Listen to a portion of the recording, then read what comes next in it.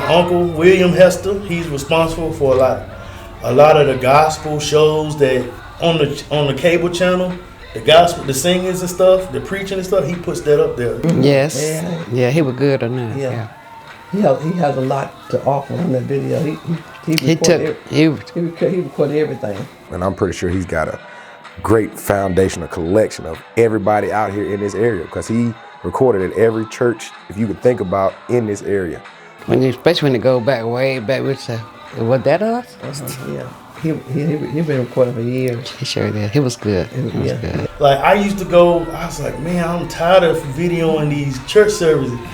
Like we would video morning service and then go to another service, and when I started driving, we were splitting up. I had a camera, he would go to one church. I'm like, man, I'm trying to get them. See, we family too. Yeah, so the Hesters and Pettiford, we family too. Mm-hmm. So and we all grew up. It was probably the same churches. It was the same churches singing together, and you know, on the same groups and stuff. I mean, the same events and stuff like that. So a lot of the pastors would preach first Sunday at this church, third Sunday. They were preaching at different churches. They had two churches at one time. So those choirs were intermingling and stuff like that. So we might go to Clay's one Sunday. Everybody was like fellowshipping together. Because at that time, churches didn't meet every Sunday, so we had the opportunity to visit other churches also for services as well as programs where there was gospel singing, quartets, and choirs. You know, you had Clay's choir, you had Salon choir, you had Cedar Grove choir, you had New Hope choir. You know, every church had their own choir, and all these folk would just meet up. You know, when one of the choirs had an anniversary, all these choirs would show up, and the groups, and and sometimes it'd be 15 to 20 groups there, and everybody, and it looked like everybody had time and patience to stay the same. The thing was just church was the going thing.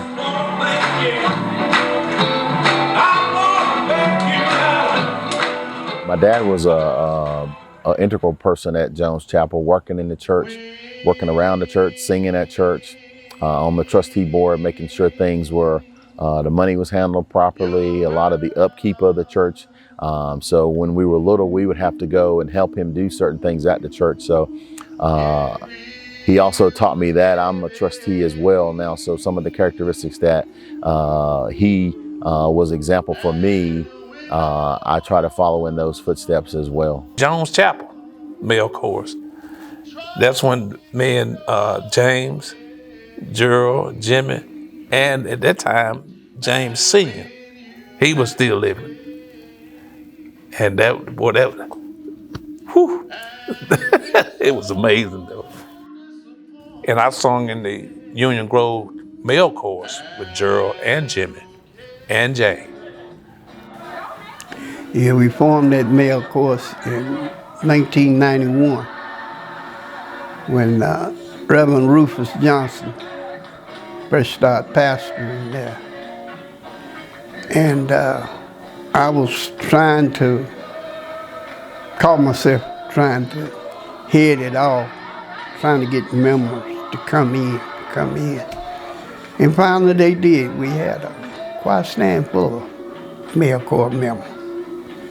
And we was having a good time too, learning different songs. Michael came in 2008 and stayed until 2014 when he got sick and passed away.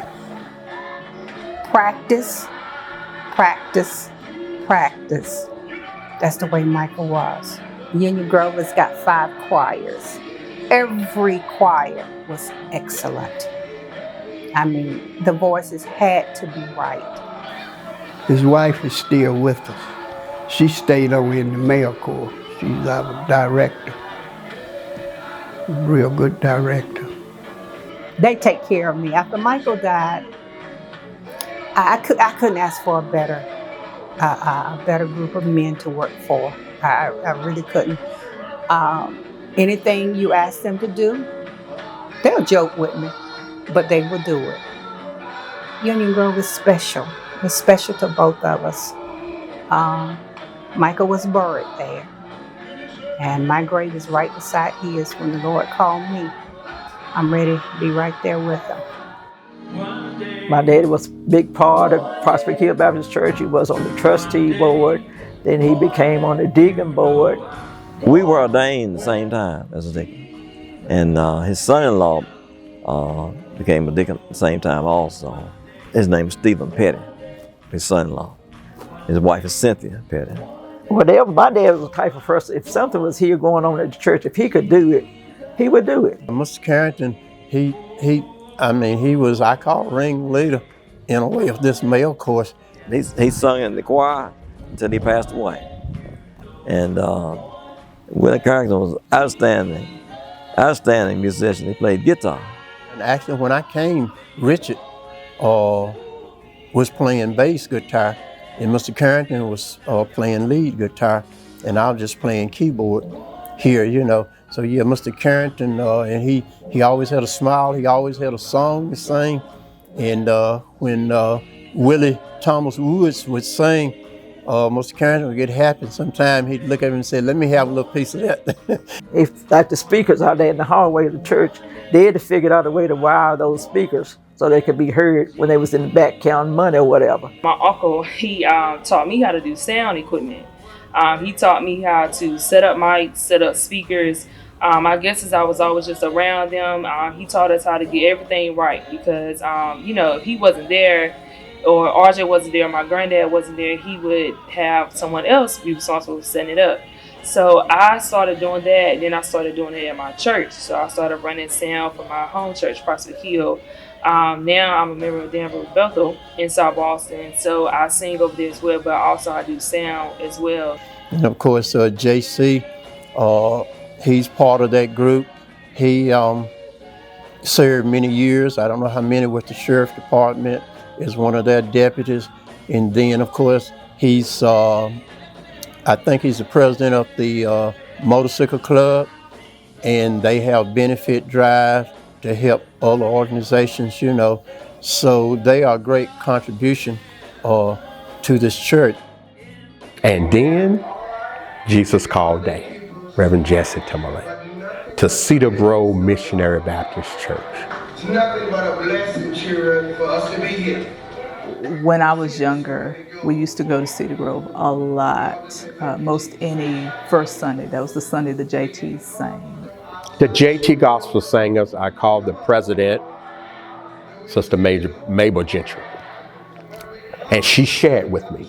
It was initially Leslie Hughes, which was David Ramsey's sister.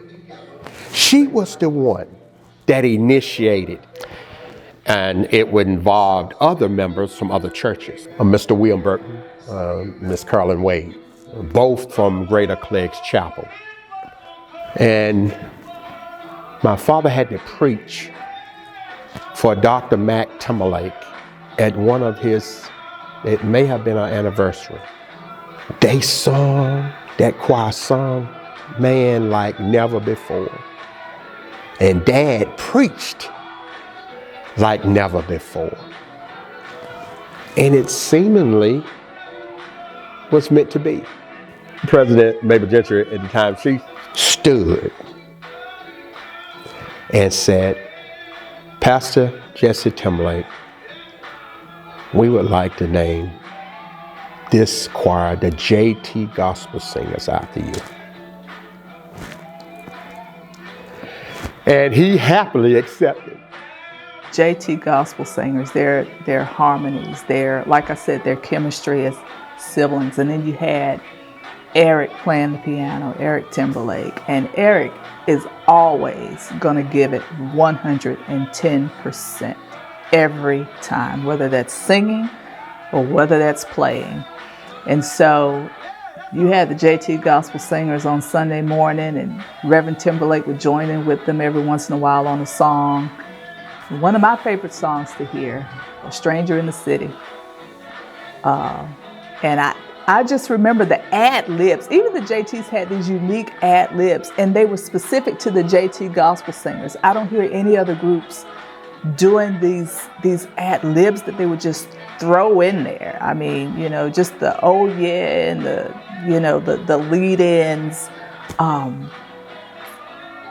It's very nostalgic for me to talk about the JTs. But yeah, Reverend Timberlake would do Stranger in the City, and they would come out behind him, and just what a way to end the Sunday service, you know, on a high note like that.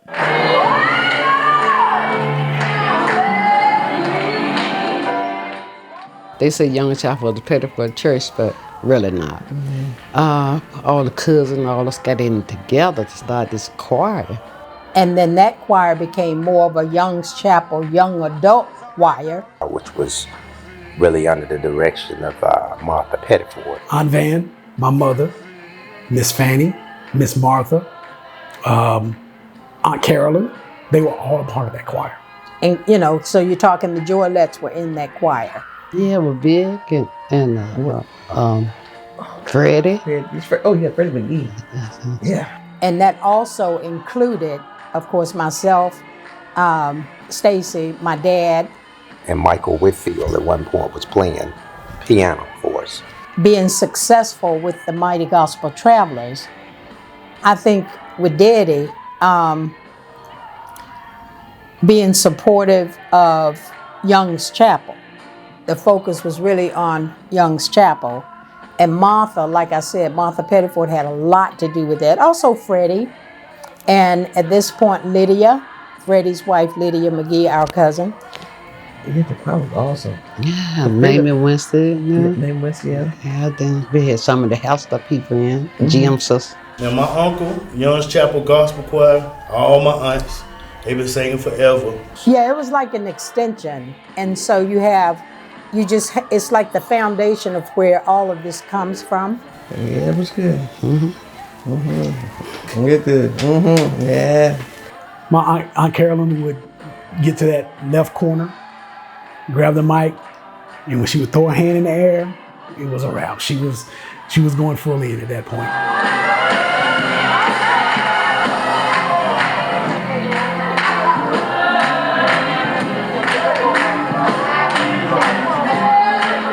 And it wasn't about leading, right? It's just you're glad to be in the mix and you know that your sound is blending. And I can't really think of a time when there was anyone in those choirs who were off, right? I just remember that sound. And Mr. Vick, he would get up and give that bass line for any choir that got up there or any group that got up there. He was the bass. Yeah. If we didn't have the music, we had the bass. Yeah. He would stand at the very back near the baptismal in Young's Chapel. And he didn't stand there just haphazardly. He knew that the baptismal would give an acoustic sound, right? So he would make that sound and it would echo in the baptismal and it would sound just like a bass guitar. If you were asked or you were told get up in the choir, you got in the choir.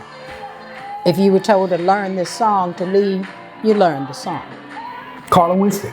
Oh, God, Carla. Carla, she was in the later years, she came to be the musician. Yeah.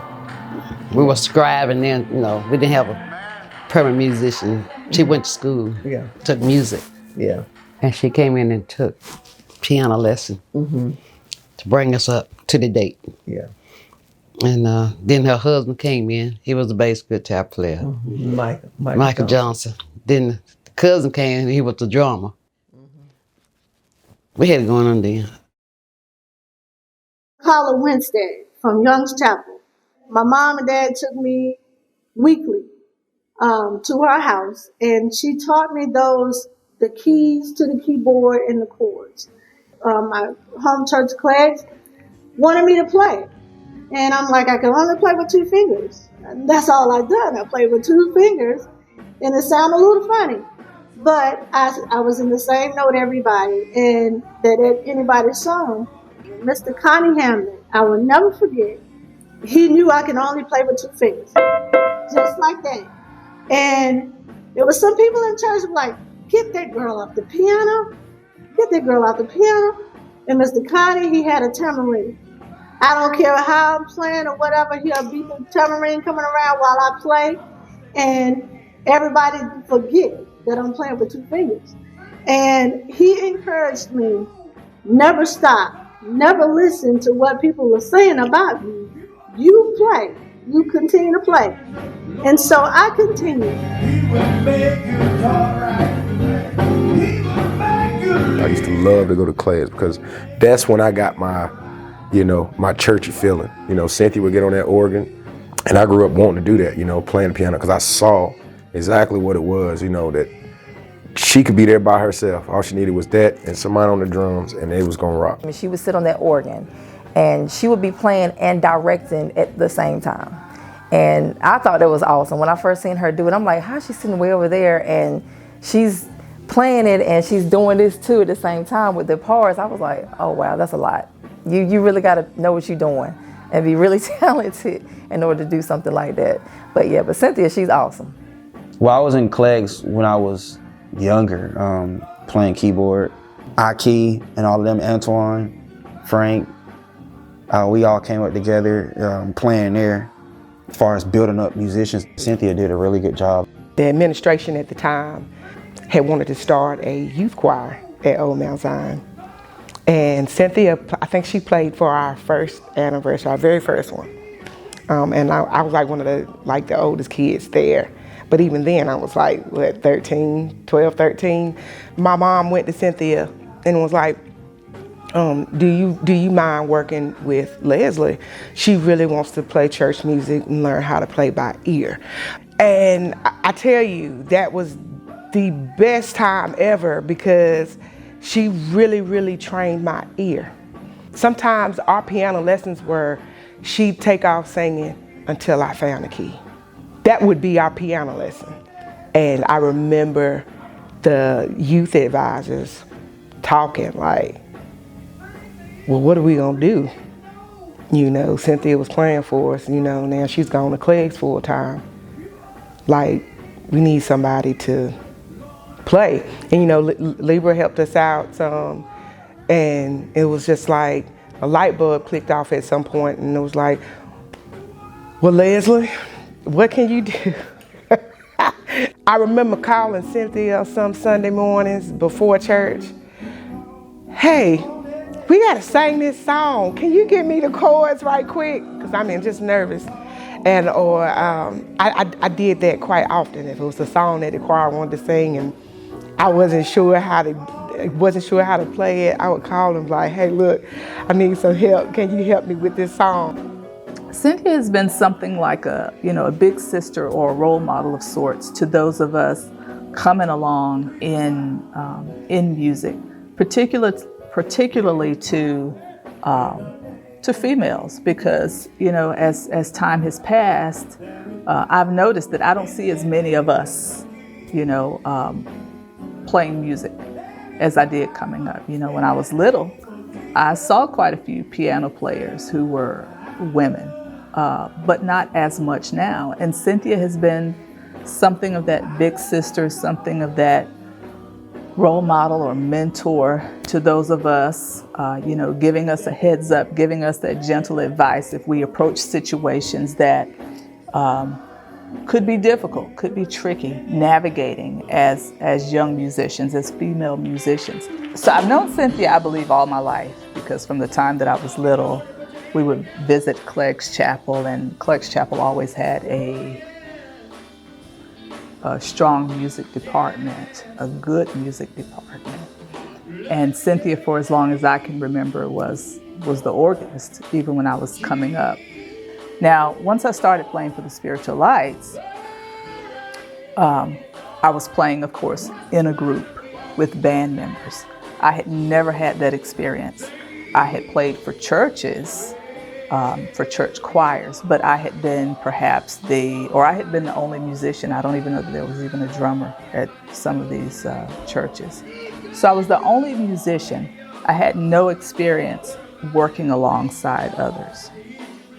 I will tell anybody that at her core, Cynthia is a teacher. she has the ability to encourage as a teacher. I do believe that that is her gift. And so Cynthia was teaching me, whether that was intentional or not, and I do believe some of it was intentional, but once I joined the Spiritual Lights, I learned things about playing with other musicians, how not to get in their way, how not to get in the way of the lead singer's vocals, musically, how to accompany, what it meant for me to be playing one part or one section of a song when Cynthia is on the other keyboard instrument playing another. I'm not even sure that I realized that those were things that I was learning. But over time, I came to understand that these were the takeaways, and these are the things that I can attribute to the support, to the encouragement of Cynthia. So I started playing for the Spiritual Lights after Andrew Day reached out to me. He told me also at that time that they had a singer who had just moved back from up north, Newark or New York, who was singing with the group too, and asked me did I know John Thorpe. He's originally from here. I said, no, doesn't ring a bell. Andrew said, well, anyway, he's a part of the group. So I got to the rehearsal. I believe it may have been my first rehearsal with the Spiritual Lights. And, sure enough, John Thorpe was there along with Brother Clyde, Brother Leroy. Tim Noble was singing with the Spiritual Lights at that time. Cynthia was there. And probably a couple of others who I don't recall right now. But after that rehearsal, John approached me. He introduced himself. Asked me about where I was from. Of course, I'm local. I'm from Person County. And he said, well, I tell you, he said, I could really use your help at my church. We got a little male chorus we sang on first Sundays, and I could really use your help at my church. And I asked him, what is your church? My first time singing was right here at New Hope Person Missionary Baptist Church. I had told my grandmother that I wanted to sing with that lady that was singing at church. And she says, oh, you talking about your mama? I was like, my mama, I have 13 brothers and sisters, 14 of us. I'm the oldest of the 14. McCollin is next to me. CJ, we call him, his Clarence. Bernard, Mac, my brother Mac, T, which is James. Versi, George came along, and then Kermit. After Kermit, it was Eloise, Dwight, Kenny, and Deborah, and then Lauriette. She's the baby. My mother was the singer, but my dad always pushed it. So we sung. I was like, yeah, I want to sing with that lady. And at that time, I was living with my grandma, and I had been living with her ever since I was 4. And so there was a whole year that went by that I only saw her at church. Yeah, Granny helped raise him and my baby brother, Kenny. She was involved with those two. And with Kermit, I guess with both of them, she kind of like spoiled them rotten. And especially Kermit, he was no good.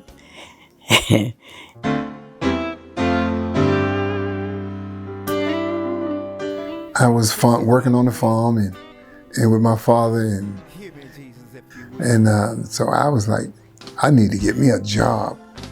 A guy at the store, at the upper store in Rougemont, told me I could get credit at the store.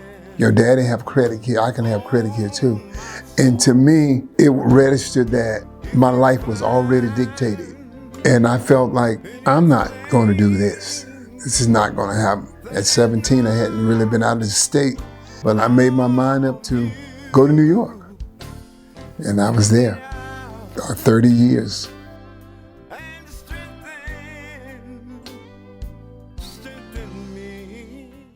The Broward brothers consist of of a young man that played keyboard for the Keynotes, Clifford Brower. On this fifth Sunday. And his brothers played guitar and stuff for the Jubilees. And there was another guy there named Paul Smith. He was coming off the road with Willie Banks. Those guys are like, they knew the road, they knew singing, they had been out there for a while, even though they was younger than I, but they had been doing that circuit. And so I was able to join them.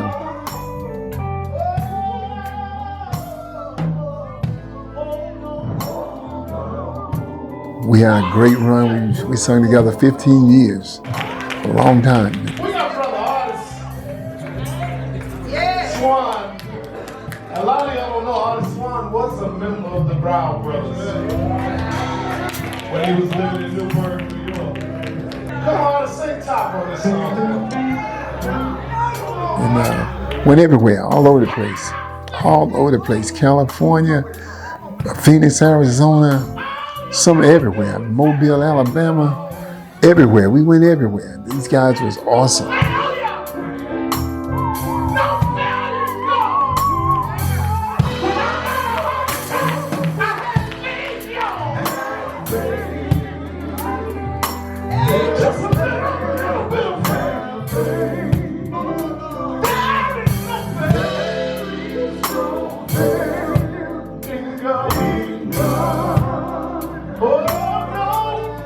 I was with the Brower Brothers when Mama got sick. I was with the Brower Brothers. I was living in New Jersey at that point. And I had him to come home. I just called and told him he need to come home. And that's when he said, I had all lot of brothers and sisters there. I said, no, but I was told, and it was the Spirit talking to me, for you to come home. He came home, and I was looking for him to go back, but he didn't go back. He came home and helped me.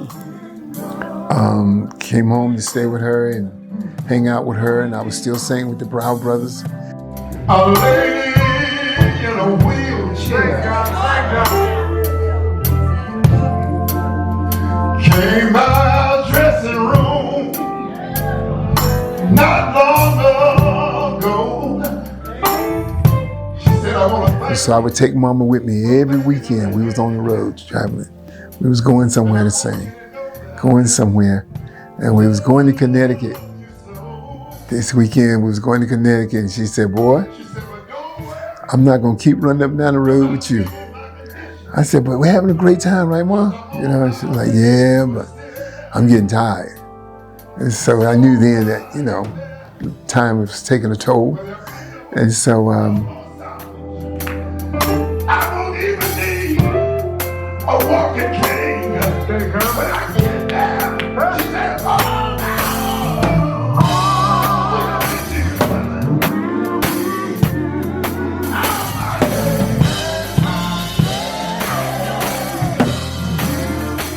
but I stayed on with her, and we went through all of her little sickness, and when before she passed, she told me, she said, keep the family together. I'm like, Mama, I can't keep the family together. How am I gonna do it? How is I'm gonna do that? And so I didn't know what to do except sing. And I know all of us love to sing. We started having a program called Friends and Family Day. That came up after I had a birthday celebration for me, and I had at the church, and the church was so packed because I had like 3 preachers to preach like a sermonette, and then I had choirs to come in and sing as well. So after that, we started that Family and Friends Day. So every year we would get together and we would sing during that time. We did that even before John was living in New York, and we did that while he was gone. Sometimes he would come and sing with us, but I'm the one that had to go call him and get him there, because he, him and I always go back and forth with each other, because I would tell him what to do. And I reckon he decided, but then now it's the other way around. He tells me what to do. So we kind of like, stick together now. And he's the boss. We call him our daddy. Yeah. So, because we don't have anybody else, so we lean and depend on him. And so I said, hey, we'll start a group. We'll be the Thorpe family. And we was the Thorpe family.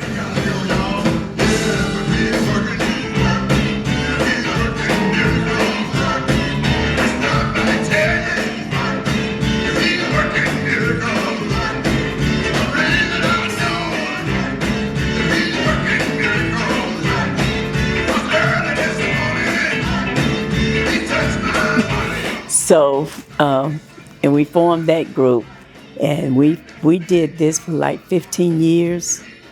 And it was a good group, and then we had, I think all 14 of us was in there at one time, and we was everywhere, like from New York, New Jersey, South Carolina. First we started out, we rented vans, rented a van and stuff. And then Wallace would take us places. That's Wallace Hedgeback. He owned a bus, yeah. It was busy, because sometimes if we went out of town, sometimes Kermit would book all these programs and he would have us singing it twice in one day, even out of town. So, but it was very interesting. I enjoyed it. I appreciated everything that he did because it gave us a chance to understand what going from place to place singing was all about. So he, least we made the CDs. And that was inspiration for us because we never thought that we would go that far, but we did. So I have to give John credit for all of that, all of it. When I came back in '99, my brothers really wasn't coming to church that much, and but I talked to them about, hey, let's just get the male course going, let's do it. And once again, my experience in what they had seen me in singing kind of initiated them to want to do it. And cousins, I have cousins. The male course was all full of cousins and brothers. I had 6 brothers in the male course one time. 5 or 6, 7 cousins in the male course. And so we was going from church to church singing and giving God praise and knocking dust. In the heyday, there was maybe 18, 19 men back there. That was one of the, as far as I'm concerned, the best choir in Person County. I don't care. I would put them up against anybody in Person County and Durham. And as a matter of fact, we have traveled as far as Bridgeport, Connecticut, doing services, The boys could sing, my brothers could sing, my Collins could sing, always could sing. He could sing, and he could sound just like Marvin Gaye. I got to New Hope, got to the rehearsal for the male chorus. The first song, McCollins Thorpe, was in the male chorus. And he looked over at the musicians and he looked around at the choir and he said, fellas, let's go over that one we did for the anniversary. The first 2 lines out of McCollins' mouth. And my eyes got as big as saucers. And I looked around behind me at the person who was sitting behind me as if to say, do you hear this? I truly had never heard a man with the tone and the clarity of tone. Macaulay and Bro Wade was singing with the True Lights, and and everybody just loved them too. The two together, because they would, like back and forth. Now Wallace, he used to sing with us, or he played with us, and he's on one of the CDs with us. But Macaulay, I don't know, he's my heart, and I tell you, I still miss him, and get by myself, I still, get kind of messed up behind it, because he was such a great guy. Everybody liked him, everybody, and he, I don't know, he was gifted, and I always tell everybody he was gifted because nobody had the voice that Macaulay had. And I think it was single-handedly the first two lines of that song that made me say, yeah, I'm playing for New Hope Male Chorus. Even though when Kermit and Joyce were John and Joyce came along and they were singing, they got their singing from Macaulay. He was my inspiration of singing. He was, never could sound like him. I never could sing like him, but his technique of singing was something I wanted to learn. He used to tell me all the time, he says, pronounce your words. Let folks know what you're saying. Don't be letting them leave them wondering what did you say. Pronounce your words, every time, every word. And he was like that. Every word, every syllable, you could understand what he was saying. And I didn't get it down packed, but it registers in my mind all the time. And so, but the New Hope Male Chorus was a male chorus to reckon with. Them boys would sing with the supervision of Leva and her expertise on the keyboard, amazing musician. So we had a whole package, we had a whole full package.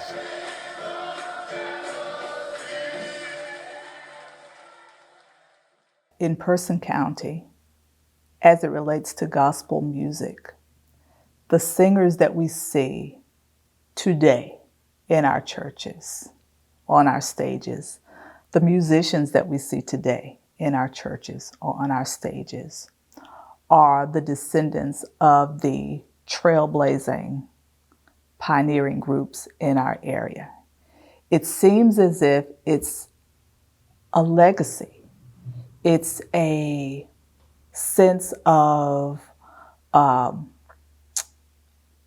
pride, a sense of instilling the merits of giving God the glory through the gifts that He has given.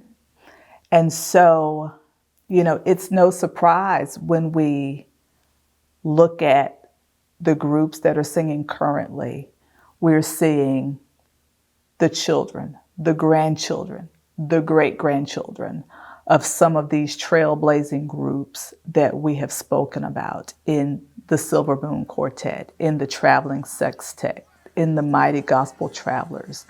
These are nieces and nephews that we're seeing today, sons and daughters, grandchildren. Mighty, mighty, mighty God, mighty, mighty, mighty God, mighty, mighty, mighty God, mighty, mighty, mighty God. I serve a mighty God. I serve a mighty. I started out young, singing with my family at Young's Chapel, and so I've always grown up in, part of the church, Vacation Bible School. I think we lived in church. We should have had a bed in there. Much as we was up in there. But and after that, music-wise, got older, started singing, going to places like Clegg's Chapel, Latticeville Grove, and all of the churches that we've, grew up in. We had, we got kinfolk at all of the churches. So, and then after that, we kind of got into the streets a little bit, because when we graduated high school, the same day, we was in the parking lot. Me, Judea, and some of the boys, we was just like, what we gonna do now? we didn't have a plan when we graduated. We in the parking lot throwing our caps and gowns in the trunk or whatever. What we gonna do now? And somebody was like, let's go to the convenience store and get something to drink. So we was like, okay, that's what we did. So that's when the street stuff started happening. You know, we would go out, parties, clubbing, but we was all about rapping. And John Perry, John Perry Jr., he was the one that got me rapping, and George got George rapping. He's the GOAT. Everybody know he's the GOAT around here, Roxboro. My brother, John Wesley Perry Jr., he really encouraged all of us to really tap into the arts. Like I said, my brother, he was a phenomenal writer, rapper. This dude can just put anything in front of him, he was rapping about. George and Cedric Hess, all of those are like my big brothers. You know, growing up with those guys, I always saw something. My brother saw it in him as well. That's why he pushed everybody to be the best rapper, to be the best writer. John and George, they was rapping first. They taught me how to write the songs, put them in song format. Ben Clemens, BJC. So that's how we kind of got into the rapping side. And so we was kind of at the same time, I was still singing at church a little bit, but I was sliding out to the street side. It all started in secular music. You know, it was just what it was, you know, a bunch of kids that had nothing to do. I don't know, we had so much talent in singing in the church, but then, you know, of course, you know, we had a run where we was just in the streets, and that's what we kind of clinged on to the most, you know. I started rapping at the age of 12, but it was secular rap. I was idolizing groups like Eric B. and Rakim, Boogie Down Productions. Somewhere along the line, that type of rap music led me to doing wrong things. So I had my bout with alcoholism, drugs, and it was when I hit rock bottom that I decided to give my life to the Lord. I joined Young's Chapel Baptist Church, and Christ has done amazing things for me. Rapping is, I consider it a talent that I was born with. I mean, second nature to me. It was just that easy. And I mean, I talked about, I downgraded women, I talked about glorified drugs and violence and things of that nature. But now I do it for Christ. And when you listen to me rhyme with the Christian rap, it's all true. It's all true. My testimony is in every song that I write. And I mean, you know, he just keeps on blessing me, and so I'll continue to praise him the best way that I know how. I got saved around 94, 95, and I sold my turntable, burned my records up. I went hard for God. I met my wife, she was going to Zion Christian Center, Pastor Dan and Teresa Johnson. And I joined their church. It's like God spoke to me there. We had 3 gospel rappers came out of church. And I was like, wow, I can do music for God. So that kind of got me back pumped up about, I can use my beat, I can do beats and DJ for God. So I asked them, what can I do to use my gifts for the Lord? They got in a circle and prayed over me. And I don't know if the impartation took place. That's why I started rapping, because I never rapped before. Until about 2 weeks after they prayed over me, God said, go to the store, buy a pen and a pencil and write to this beat that I did. I wrote a whole song before I went to church one morning, and that's where the rapping started. I can't rap secular music. I just, he gave a gift to me to do it for him. I feel like if I go the other way, he might take it from me. So I'm gonna rap until I die. Tap out. So you take that jerk out.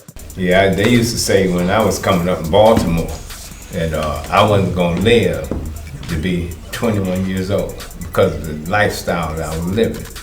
And the most ironic thing about it was when I got shot doing good work. I was 21 years old when I got shot and almost lost my life. And it was crazy, but hey, I'm still here and 71 years old, brother. Amen. Rolling strong. Amen. I'm purposed. Well, I met Rocky at Walmart. I was working there, and he was talking about the group and everything. That's how I met DA. Man, these brothers, man, they talented, man. That's why I want to be around people like that. You know what I'm saying? A group of guys that glorify the Lord and stuff like that. we made it out of gunfights, roadblocks, all types of stuff. Like, we seen a lot of stuff that could have took us out. And so I wanted to give thanks for what God did for me and for saving me. And I seen the drugs, the money. We've been in rooms where the scales, with the drugs on the scales. We in the studio. We could have went to jail. You know, we've been all that. We done that. We don't talk about that stuff a lot, and people don't know that side because we were hiding it from our family. To be real, and like my grandma, I heard her. She used to sing to me. I stayed up under my grandma, and she used to sing. I know it was the blood and stuff like that. That song just came in my head, and I was like, I think I'm done now. You know how Forrest Gump was running, and I said, I'm going home now. Cause I knew what it was. I said, I'm good on this. This ain't where it's at. I met Thelma Lester, Richard and Thelma Lester. And I was going fishing one day, and they on their property, and they spoke to me, and you need to come to church one day. And so and she the one that got me focused into the word and the gospel, and she started showing me stuff, teaching me, and after that they groomed me up. I became a deacon at the church. They groomed me. She said, you know what your calling is? And I was like, what? I'm in Roxboro. I'm working in a factory. We partying and all that stuff. I'm coming out the streets, became a deacon. I'm like, what? I don't know. She was like, music, dummy. That's how she is. She's gangster. Yeah. And after that, it just took off. We've been running ever since. And been working on him the whole time because he got me into it. So I'm like, I need him. This is my brother. Yeah. This is my cousin. So I was coming. It's just I was just quiet with it. You know what I'm saying? After the passing of my best friend John Perry. So I kind of got, I was kind of quiet about it and stuff like that. So, he said to give me a phone call like, you ready? I'm like, yeah, I'm ready now. So that's how MGM started. We started at Palace Point. When we first started all together as a group. And then we went from Palace Point all the way to London. I'm just saying, like, I know I'm stepping way too far, but like London, Jersey, Vegas, Las Vegas, Nashville, little Roxboro, right? We're sitting on stage in Las Vegas. Like, I never forget that, man. And 8 hours over water. I never did London. When we first stepped out of North Carolina, the people that we running with now, the first time we went out, we went to Atlanta just to spy out what was going on in the music industry. I said 2014, we really started hitting different states. We went to this conference. I was going there to assist a person, a radio personality from Greensboro. And we met some powerful people that we didn't even know. So we went from being in the lobby. We didn't pay nothing. $50 for a class. We in the lobby because we don't have $50. We had spent all this money to get down there. Yeah, so what we were gonna do, everybody was gonna put their money together to pay $50. So DA at least one of us would be in the room. Bring the information back. But when we got to the door, we met this dude, and they used to always just go crazy over our outfits. MG and dude say, "Hold on, man, just wait for a minute. I'm gonna get all y'all." So when they was getting ready to seat everybody, he said, "All right, come on, sit on that table right there." But then they was talking, and then they stopped talking. They were like, "Who are these guys right here?" That was the second time. That was the second time that we got in. So they was like, "You need to be on the panel." So we went from being in the lobby trying to meet people. They put me on the panel and told all us to come in. And so I was on the panel giving advice to people. Cause now mind you, we just doing what we do. We didn't know that it was at a level where the professionals respected what we did. We was just trying to make sure we didn't embarrass Roxboro, Preston County. We was just trying not to embarrass y'all, cause we was out there with the big dogs. We got spiritual leaders, Reverend Cash. This man, to this day, he's like one of our inspirations. because he always encouraged us. Overcome like jet speed. Jet speed, I am free. Praise the King, I believe he delivered me from all of my wrong. Won't he do it? David Ramsey, radio to this day, radio announcer, seeing you under the table. You know what I'm saying? Legendary. And all these people, they pour into us, and we watched them growing up. Yep, Stacy Pettiford. Stacy, and we kind of learned what to do from assisting that. So we didn't have a choice. Yeah, to me, if you don't talk about quartet music in Roxboro, it don't make sense to me. Cause that's all, like I say, that's all I knew. The Kirby's Theater, all of this, and the Kirby was full. Like it don't make sense if we talking quartet in Roxboro, in Preston County. It's a lot of talent in Roxboro. A lot, an awful lot of talent that I didn't realize coming up because I wasn't going to church.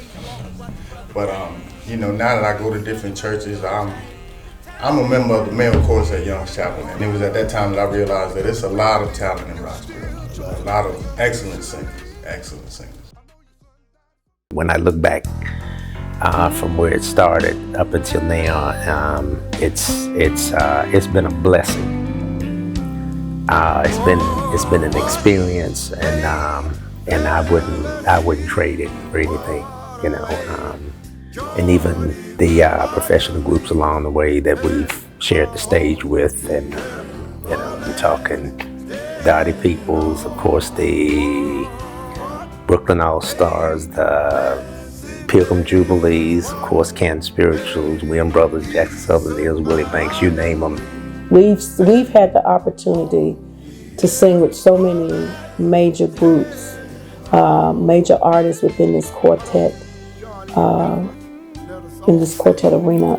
The original Willie Neal Johnson, the Mighty Clouds, the Singing Stars, Tommy Ellison, the Singing Stars. We just had an opportunity to travel and sing with so many, Shirley Caesar, so many groups that paved the way in this in quartet. They met with some of the groups, some of the legendary groups like the Blind Boys or Lou Ross and what was it, Soul Stirrers, Pilgrim Travelers, the Clouds of Joy. They was not traveling with them, but meeting up on programs with these groups, and I think that's a testament about their song and their voice. That they were pretty strong, popular group to be local. Richard played bass for Brooklyn All-Stars.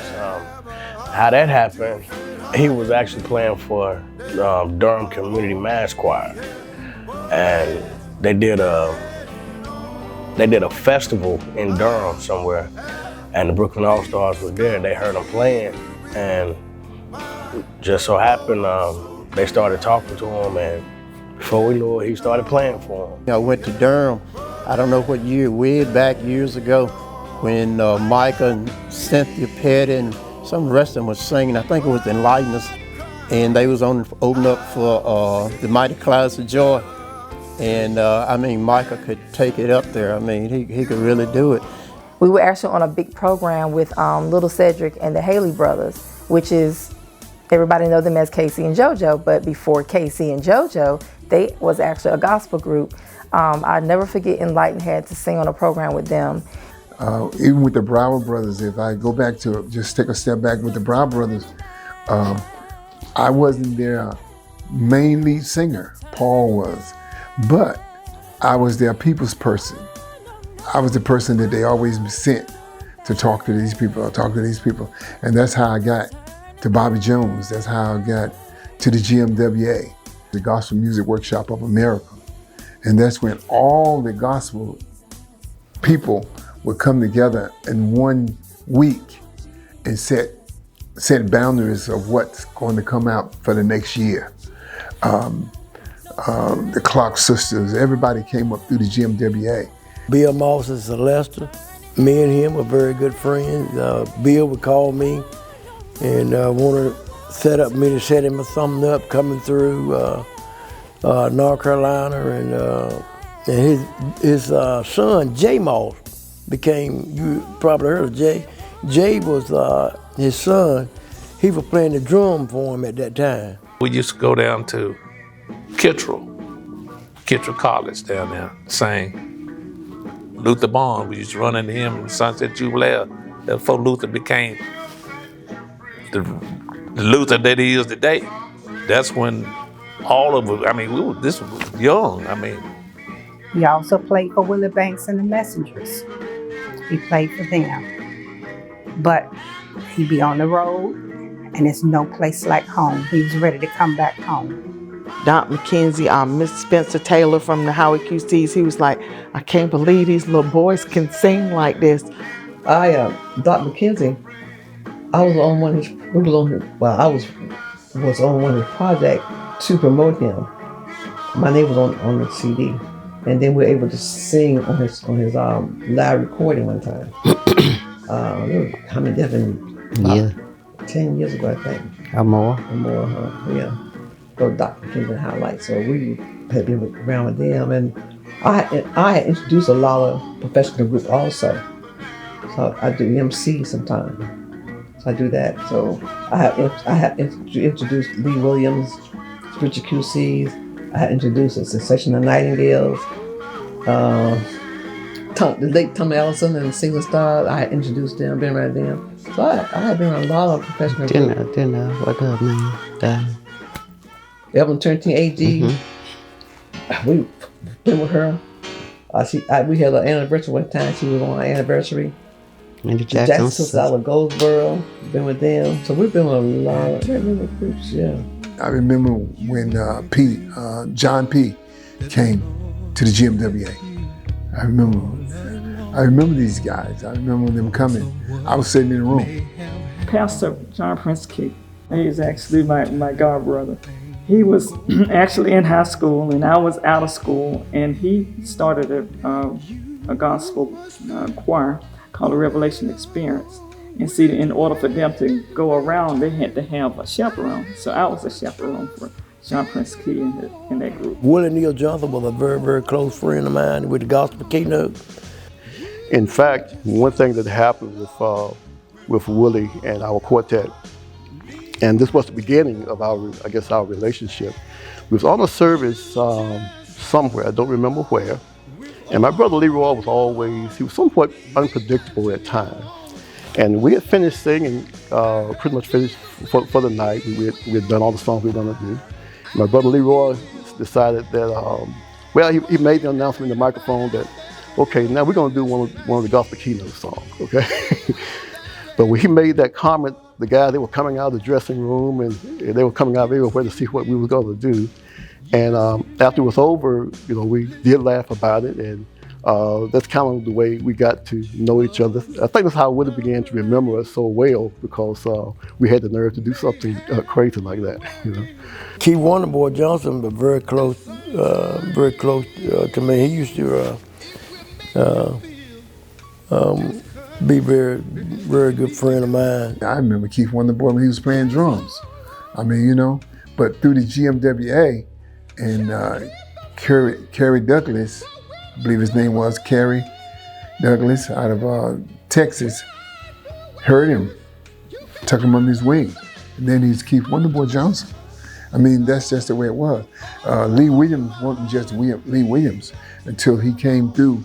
Of course, Lee Williams, when he first came out with I've Learned to Lean, of course, with the Gospel Supreme, Spiritual Lights, and of course the Cates family out of Rougemont, we went to the convention in Alabama.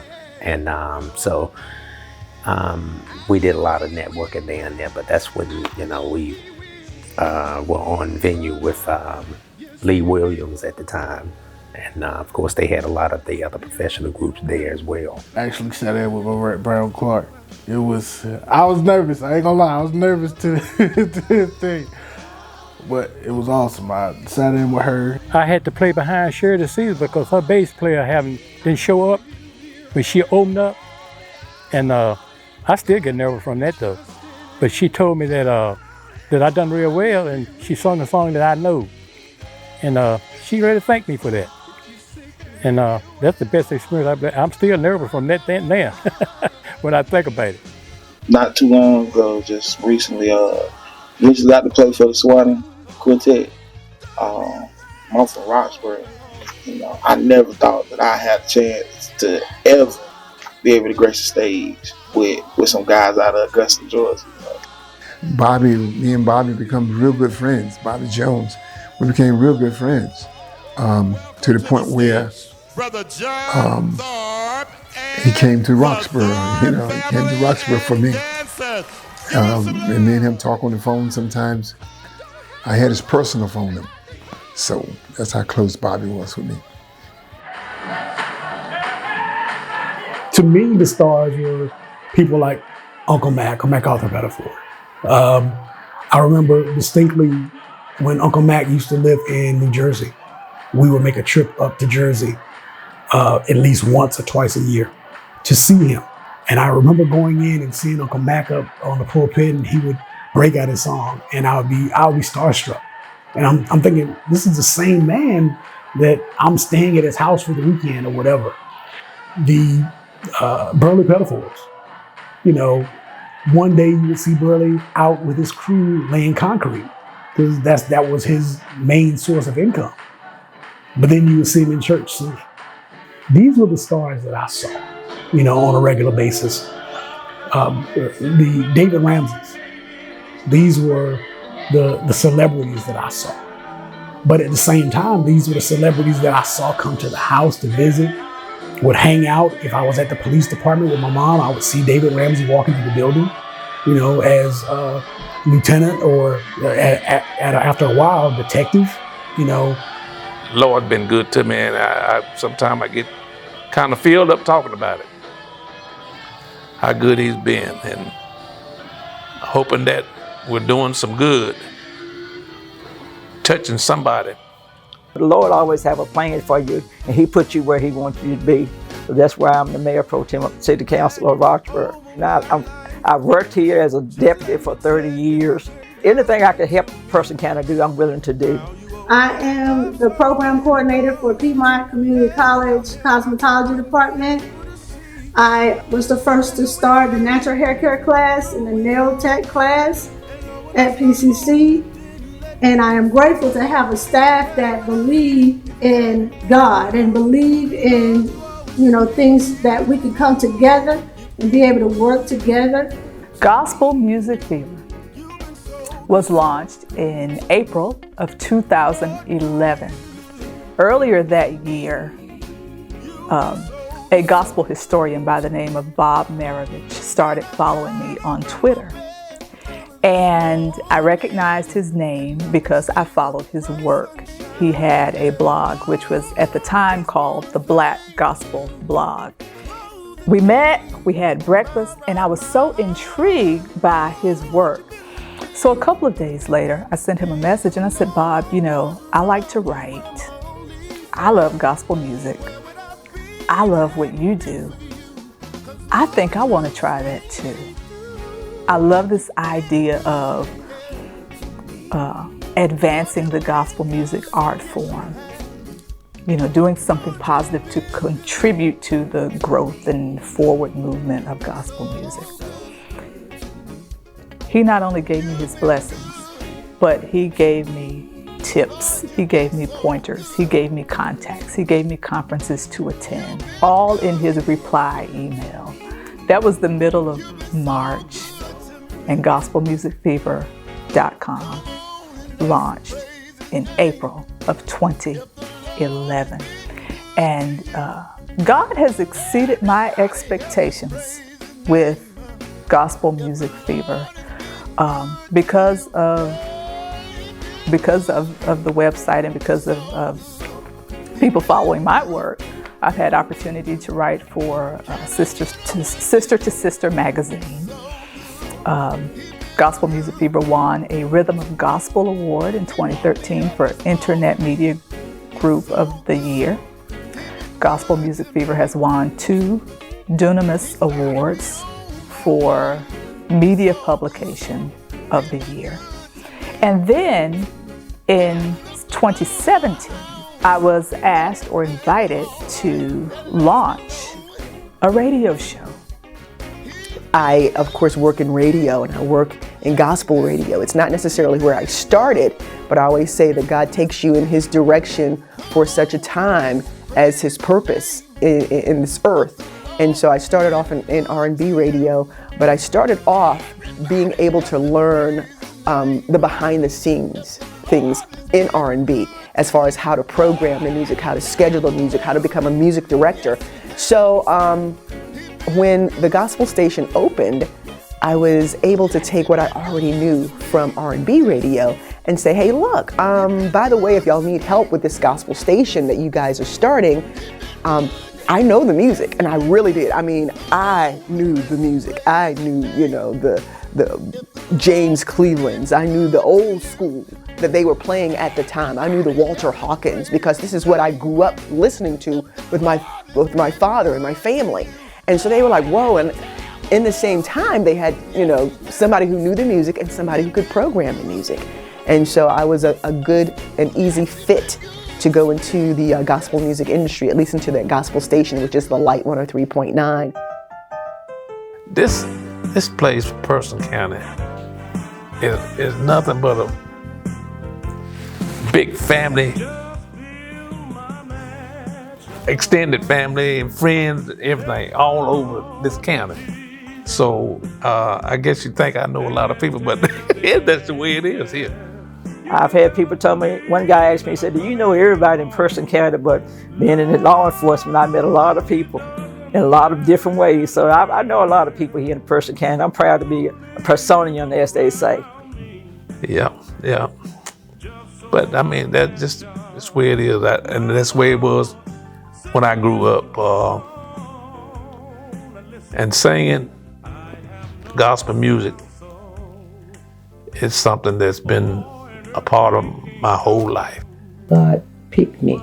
He chose me to do something different, to be a servant for him. So this gift I have is a special gift.